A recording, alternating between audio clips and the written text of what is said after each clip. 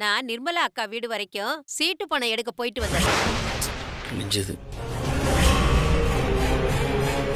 கூறுகட்டக்கா, இவன் முன்னாடி எதை பேசிக்கிட்டு இருக்க? இவன் வேற. சீட்டு பணமா? எம்பிட்டு கணக்கு கேக்குறியா? அது செந்திலு கல்யாணத்துக்காக ஒரு 5 லட்சம் ரூபாய் போட்டு வச்சிருந்தேன். இன்னைக்கு ஏலம், அதான் எடுத்துட்டு வந்துடலான்னு போறேன். நான் போயிட்டு வந்துடுறேன். சரி சார், நீங்க சாப்பிடுங்க. புவனா அம்மா, காபி சொல்லி எவ்வளவு நேரமாவது கொண்டு வந்து கொடு. நீங்க குடிச்சிட்டுருங்க, நான் வந்துடுறேன்.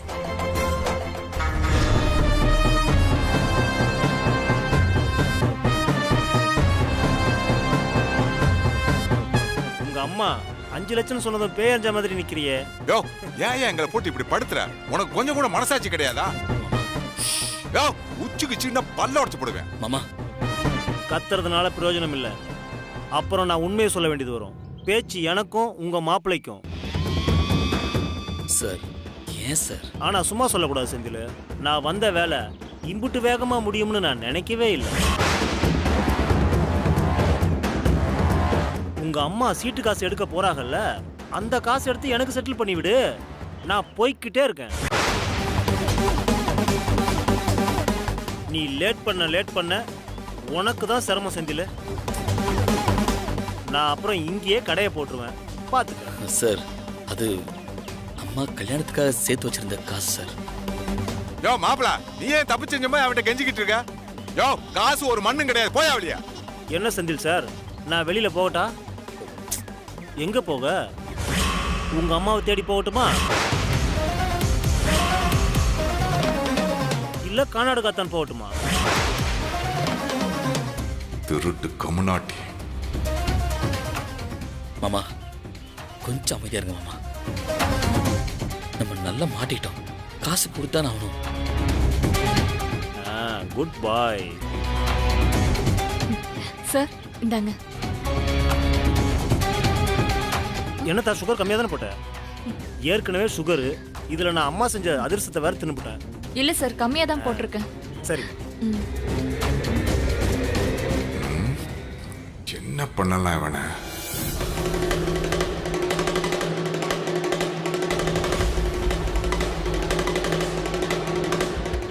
வெறுப்பேத்துறானே இவன். இறா வர்றேன்.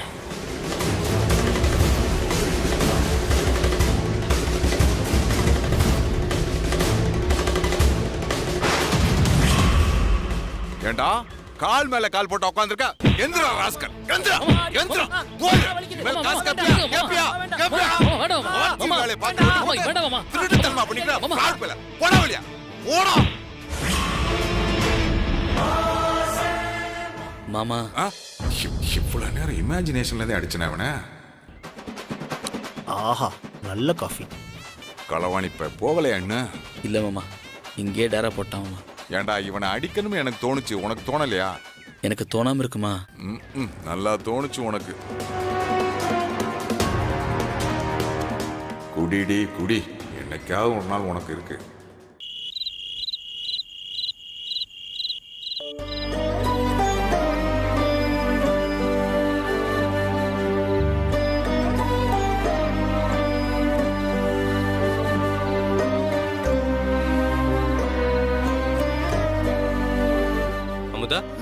இன்னும் தூங்கலையா? இல்ல, நீங்க வருவீங்கன்னு தான் காத்துட்டு இருந்தேன். போய் கையாளம்பிட்டு வாங்க. டிஃபன் செஞ்சிருக்கேன், சாப்பிட்டுலாம். என்ன என்னைக்கும் இல்லாம இன்னைக்கு உங்க அண்ணன் மேல பாசம் பொங்குது. உன் மகடிக்கெல்லாம் பயங்கர ஆள் கிடையாது இவரு. இந்த பொடி போடுறது, புகையில போடுறதெல்லாம் விட்டுட்டு ஒழுங்கா உன் கல்யாண வேலையை நீயே பாத்துக்கும். ஐயோ அண்ணமண்டி, சினிமாவுக்கு போனவக பசியோட திரும்பி வருவியலே, அதுக்காக தான் டிஃபன் செஞ்சு வச்சிருந்தேன். ஏண்டி, புருஷனும் பொண்டாட்டியும் சினிமாவுக்கு போனா வெறும் சினிமா மட்டும் தான் பாத்துட்டு வருவாங்களா? ஹோட்டலுக்கு போய் வாய்க்கு ருசியா சாப்பிட்டுட்டு வருவாங்கன்னு தெரியாது? என்ன பொண்ணு நீ? உன்னையெல்லாம் ஒருத்தனுக்கு கட்டி கொடுத்து என்னத்த குடும்பம் நடத்தி.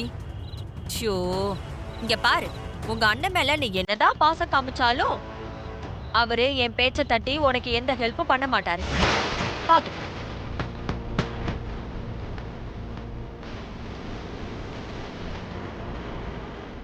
அமுதா, சமையல்காரர் வந்தாரா? என்ன சொல்லி அனுப்புன? என் கையில கொஞ்சம் பணம் இருந்தது, அதை அட்வான்ஸா கொடுத்து சமாளிச்சிட்டேன். இப்போ ஒன்றும் பிரச்சனை இல்லை. அண்ணா, அப்பச்சியோட பேங்க் கணக்குல இருந்து சீக்கிரமா பணம் எடுக்கிறதுக்கு ஏற்பாடு பண்ணுனேன். நம்ம கணக்கு புள்ள சார் கிட்ட இது சம்பந்தமா பேசினேன். நான் என்ன பேச மாட்டேன்னு நான் சொல்றேன். அந்த ஆள் தான் போனை ஆஃப் பண்ணி வச்சிருக்காரு. நம்ம நேரம் என்னத்த சொல்றது? ஏங்க சீக்கிரம் வாங்க, எனக்கு தூக்கம் வருது. ஆ சரி அமுதா, நீ போ. நான் ஆடிட்டர் கிட்ட நாளைக்கு காலைல பேசி பார்க்குறேன். ம் சரிண்ணா.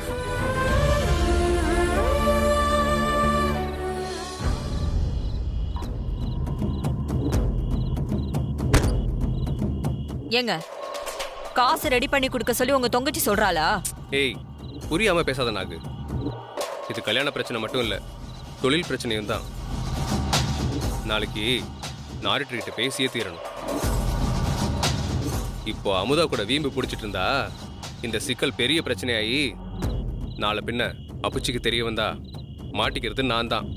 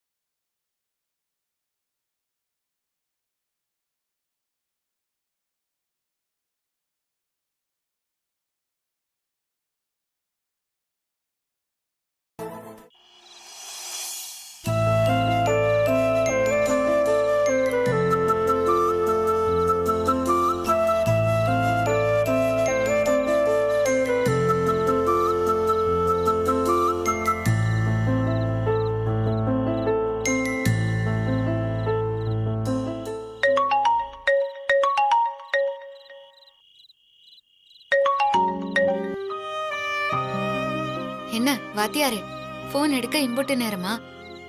என்னாச்சு அமுதா? அங்கே ஏதாவது பிரச்சனையா? குரல் ஒரு மாதிரியா இருக்கு. இப்படிதான் இம்புட்டு தூரத்துல இருந்தாலும் குரலை வச்சே கண்டுபிடிக்கிறீங்களோ? நம்ம பிரச்சனையை இவங்க கிட்ட சொல்லி இவங்களையும் கஷ்டப்படுத்த வேணாம், சமாளிப்போம். அதெல்லாம் ஒன்றும் இல்லை, நான் நல்லா தான் இருக்கேன். அப்படியா? நம்பலாமா? ஆமாங்க, எப்பவுமே பிரச்சனையிலே இருந்து உங்களுக்கு நல்லா இருந்தா கூட டல்லா இருக்கிற மாதிரி தெரியுது போல. சரி, அப்பச்சி எப்படி இருக்காரு? நல்லா இருக்காக, இப்ப பரவாயில்ல. நீ சாப்பிட்டியா அமுதா? சாப்பிட்டேன். நீங்க? சாப்பிட்டேன்.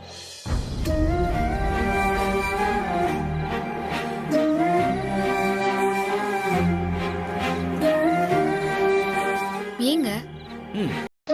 சொல்லுங்க. என்னைய கேட்டிய, ஆனா நீங்க ஏதோ சரியில்லாத மாதிரி இருக்கு. என்ன விஷயம்? எதுவும் பிரச்சனையா? வேற எதுவும் இல்லை. அதெல்லாம் கரெக்டு. நீ எதை வச்சு சொல்ற? இல்ல, பேச ஆரம்பிச்சு இம்புட்டு நேரமாச்சு, இன்னும் உங்க காதல் வசனம் எதையும் பேசாம இருக்கீங்களே, அப்போ புத்திக்குள்ள வேற ஏதோ ஓடிட்டு இருக்குன்னு தானே அர்த்தம்? அங்கே உட்காந்துக்கிட்டே என் மனசுக்குள்ளே இருக்கிறத கரெக்டாக படித்து சொல்கிறாளே, இவளை போய் மக்கள்னு சொல்கிறாங்க அவங்க வீட்டு ஆளுங்க. நம்ம பிரச்சனையை சொல்லி அடுத்த பிரச்சனை ஆரம்பிக்க வேண்டாம், சமாளிப்போம்.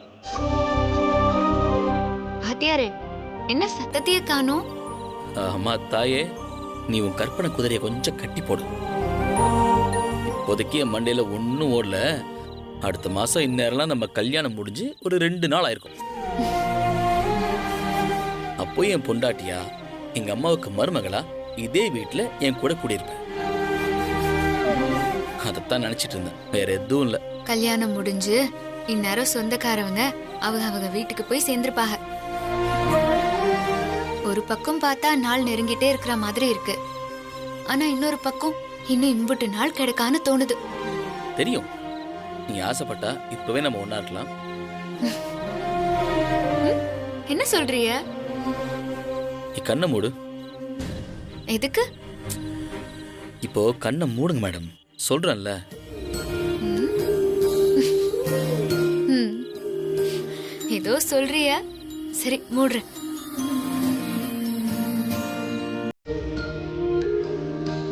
இப்போ நான் சொல்றதெல்லாம் அப்படியே கற்பனை பண்ணிக்கோ, சரியா? ம். இப்போ நம்ம 2 பேரும் ஒரே வீட்டில் இருக்கோம்ல.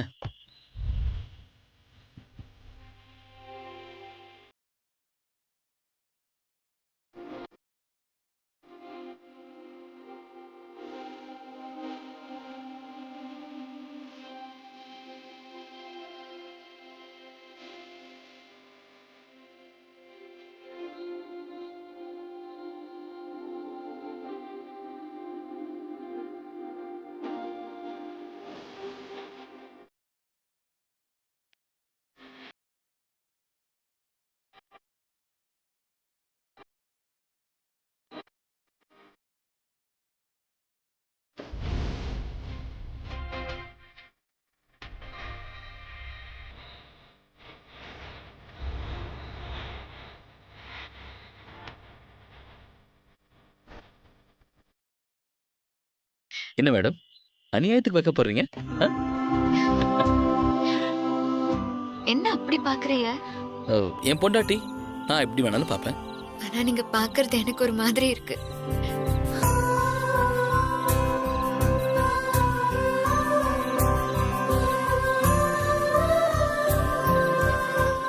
என்ன என்னமோ இன்னைக்கு தான் புதுசா பார்க்குற மாதிரி. அது என்னமோ தெரியலங்க. இத்தனை நாள் நாம எங்கெங்கயோ சந்திச்சிருக்கோம், ஆனா அப்பெல்லாம் எதுவும் தோணுனதில்ல. ஆனா இன்னைக்கு இந்த ரூம்ல என்னன்னு தெரியல, வெக்கமா இருக்கு. ஏன்?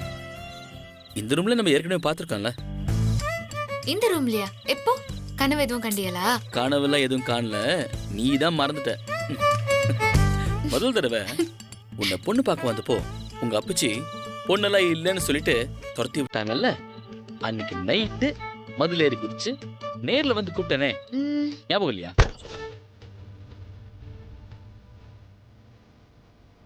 உள்ள வாங்க.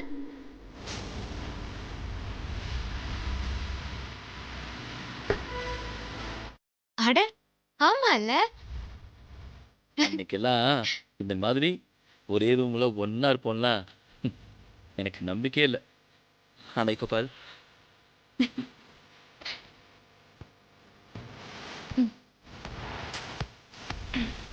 இதெல்லாம் உன்னாலதான் தான். உன் ஒருத்தியாலதான் இந்த கல்யாணமே நடந்திருக்கு. அப்படியெல்லாம் இல்லைங்க. நம்ம 2 பேரும் ஒருத்தர் ஒருத்தர் நேசிச்சோம். அந்த அன்பு தான் எல்லா பிரச்சனையும் தாண்டி நம்மள இம்புட்டு தூரம் கொண்டு வந்து நிறுத்திருக்கு.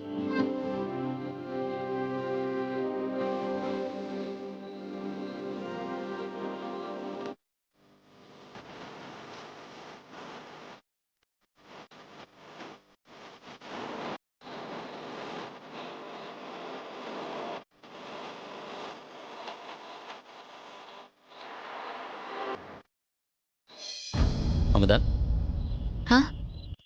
அம்மு, லைட் ஆஃப் பண்ணிடலாமா? ஆம். சரி, வேண்டாம். இன்னைக்கு முழுக்க நான் உன் முகத்தை பார்த்துட்டே இருக்க போறேன். ஒளிஞ்சு மறைஞ்சு பார்த்த காலம் எல்லாம் போய் நீ என் பொண்டாட்டிங்கிற உரிமையோட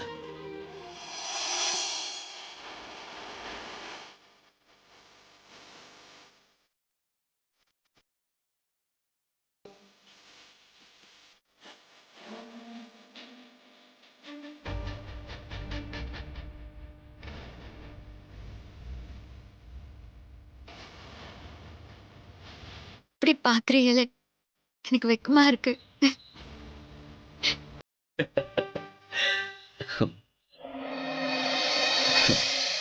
வெக்கத்தை எப்படி போக வைக்கிறேன்னு மட்டும் பாரு.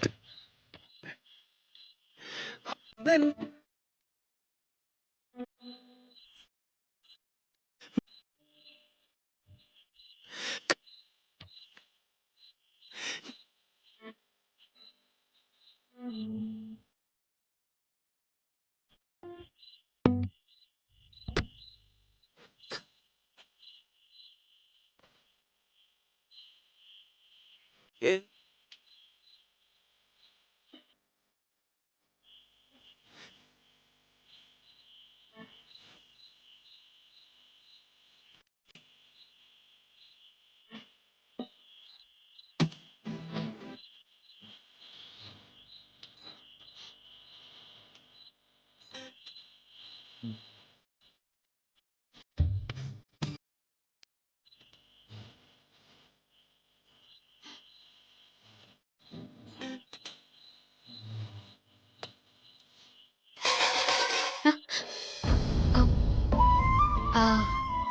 ஏங்க வெளியே ஏதோ சத்தம் கேக்குது. நான் போய் என்னன்னு பாக்குறேன். நான் அப்புறமா கூப்பிடுறேன். அமுதா,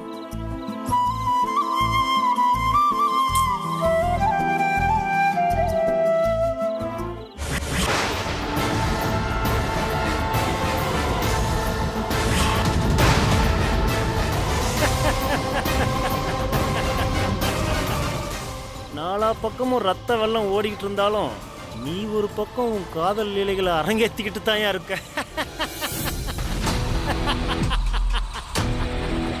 எனக்கு என் பணம் வந்தா போதும்.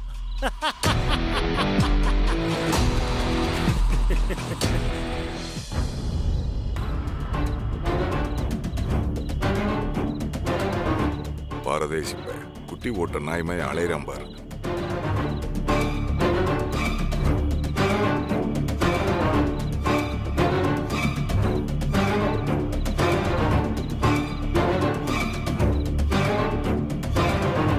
அதெல்லாம் பொம்பளைங்களா?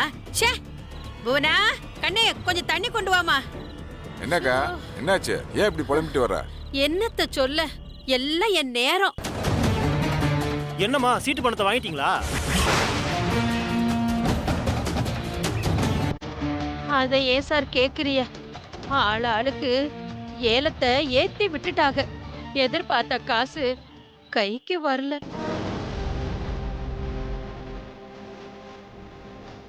இப்ப இருக்கிறதெல்லாம் கல்யாண செலவுக்கு கைக்கும் பத்தாது வாய்க்கும் பத்தாது. என்ன செய்ய? அந்த காசு கூட கைக்கு வர அதுவும் 4-5 நாள் ஆகும்னு சொல்றாங்க. என்ன செய்யறதுனே புரியல. அதை எப்படிக்கா இப்படி சொல்றாங்க? ஏலம் முடிஞ்சுன்னா காசை கொடுக்கணும்ல? அதெல்லாம் அப்படித்தான் செய்வாங்க தம்பி. பெரிய தொகை இல்ல, உடனே வராது. நான் போன வாரத்துல இருந்து சொல்லிக்கிட்டே இருக்கேன், பையனுக்கு கல்யாணம் இந்த மாசம் சீட்டு எடுத்துக்கிறேன்னு. சரி சரின்னு மண்டைய ஆட்டிவிட்டு இப்படி பண்ணிவிட்டாங்க. யார சொல்லி என்னத்த செய்ய? நாம ஒண்ணு நினைச்சா நம்ம நேரம் நமக்கு முன்னாடி போய் நிக்குது. அச்சச்சோ, இப்போ என்னம்மா செய்ய போறீங்க? கல்யாணம் வேற நெருக்கத்துல இருக்கே. ஏன் ஒரு 10 லட்சம் கடனா கூட? டேய் சும்மா இருடா, வாங்கின கடனையே கட்ட முடியல. சார், அதான் சார் நானும் யோசிக்கிறேன், ஒன்றும் பிடிபட மாட்டேனுது. ஏப்பா செந்தில், உன் பள்ளிக்கூடத்துல சொல்லி ஏதாவது லோன் போட முடியுமா? ஸ்கூல்ல லோனா?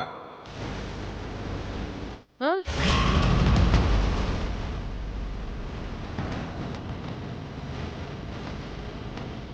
ஏக்கா இம்பிட்டு காலம் பள்ளிக்கூடத்துல கடன் வாங்காத மரியாதை போயிருந்தா அப்படி இப்படின்னு சொல்லிக்கிட்டு இருந்தேன். இப்ப போய் மாப்பிள்ளைய போய் கடன் வாங்க சொல்றிய? எனக்கும் சங்கடமா தான் இருக்கு தம்பி. வேற என்ன செய்ய? வழி இல்லையே. 5 லட்சம் எதிர்பார்த்து போன இடத்துல 3 லட்சம் தான் கிடைச்சது. மீதிக்கு என்ன நான் செய்ய? செந்திலு, நீ எப்படியாவது மீதி காசை புரட்ட முடியுமான்னு பாரு. இல்லைன்னா கல்யாண நேரத்துல ரொம்ப கஷ்டமா போயிடும்டா. எப்படியாவது யோசிடா.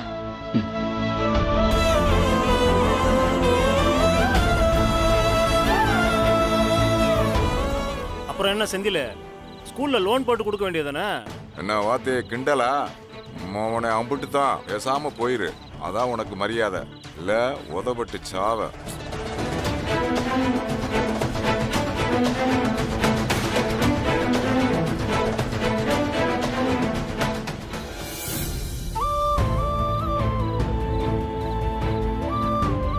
மாப்பிள, என்னடா பண்றது?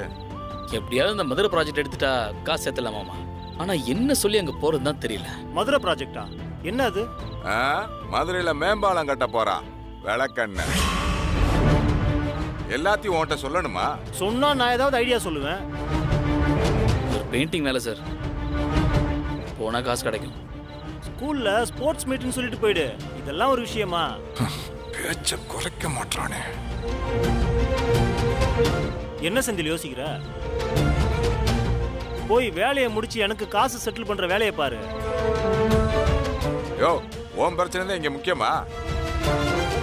கல்யாண வேலைக்கே காசு கிடைக்காம இருக்கு. என்ன லந்து பண்றியா? ஆமா, உனக்கு உன் பிரச்சனை முக்கியம், எனக்கு ஏன் பிரச்சனை முக்கியம்.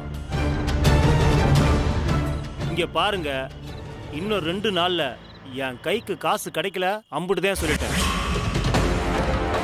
சரி, 2 நாள்ல கொடுத்துட்றா. நீ முதல்ல வீட்டை விட்டு கிளம்பு. ஐ ஆசை தோசை, அப்படியெல்லாம் என்ன வெறுங்கையோட அனுப்ப முடியாது. காசை வாங்காம இங்க இருந்து 1/2 இன்ச்சு கூட நகர மாட்டேன்.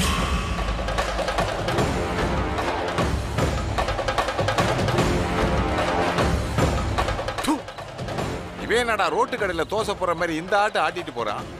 காசு கொடுக்குறோமோ இல்லையா, மாவனை ஒரு நாளைக்கு வசமா இவன் மாட்டுவான். அப்ப அவன் கைகால இணுங்காம விட மாட்டான்டா. விடுங்க மாமா, என் தலையெழுத்து. அந்த ஆள் சொன்ன மாதிரியே சொல்லிட்டு நான் நாளைக்கு மதுரைக்கு போகிறேன். முடிஞ்ச வரைக்கும் முயற்சி பண்ணி பார்ப்போம். சரிடா மாப்பிள்ள, கல்யாணம் நெருங்குது, பார்த்துக்க.